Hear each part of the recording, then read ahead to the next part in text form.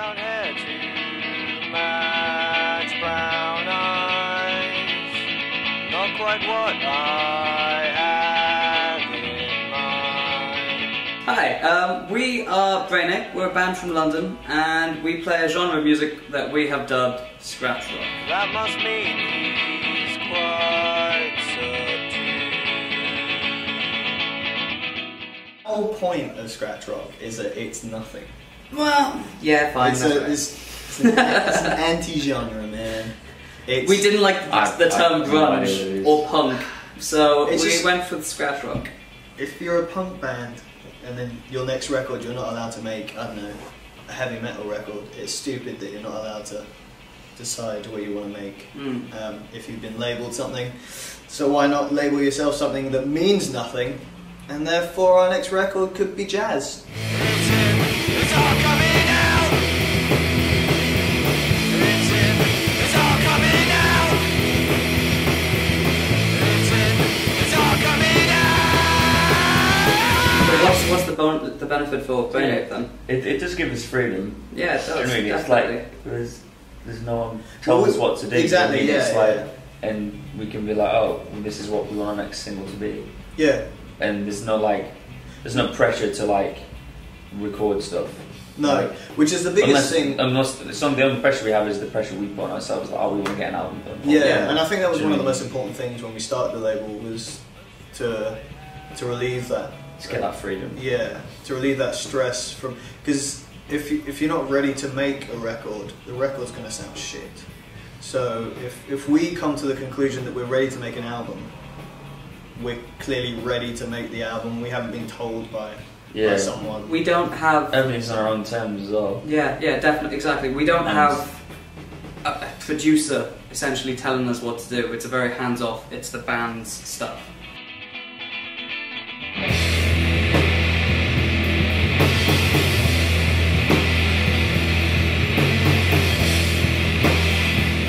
The only problem as well with running a label by yourself is time. There's only 24 hours in every day. Well said. And you try and sleep some of that at least. I mean, the amount of all-nighters I've bloody pulled. And you have to eat and shower and socialise and keep just up life, with really. Yeah. Just life. Nah. Time management.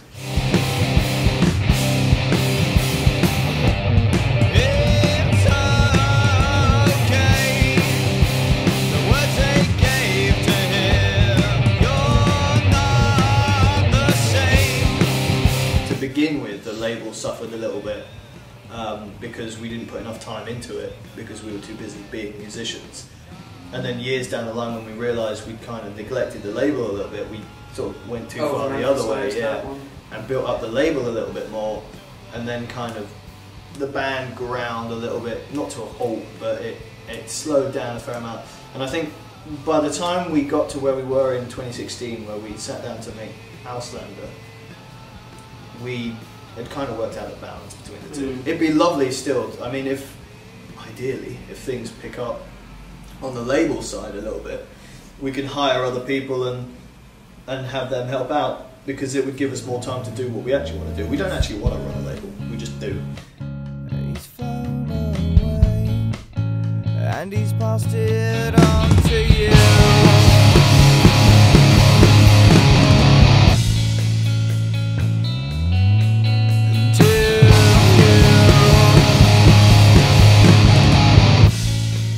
If you're starting a new band, practice. One, don't ever stop practicing, because like you can always be tighter. And two, don't let yourself be pushed around.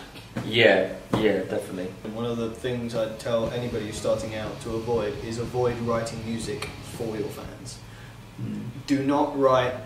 Say, if someone comes to your show and you're like, I really like that one tune because it's got a really big riff in it, and that's what I'm into. Don't sit down in the rehearsal space and say, okay, well, like people like the riffs, let's write that. Like, you're writing the music for you first and foremost, and then after that, everything kind of slots into place naturally.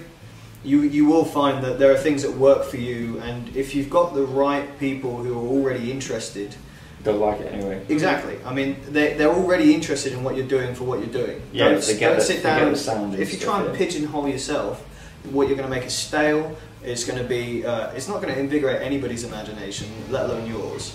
And don't try and force writing music either. One thing we've always done, that's a dangerous Take thing your to do. time. one thing we've always done is taken up bloody time with things. If you're not ready to write the next track or the next album, or Just don't do it. just it all comes naturally. And all of the best stuff we've ever written, there's always been that eureka moment where you weren't expecting to write anything that day. Yeah, like when accidents happen. And it just stuff like that, it just happens.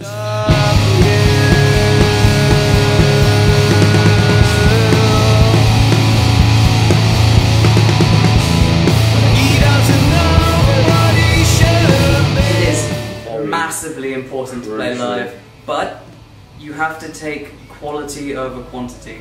Yes, Especially if you're a shows.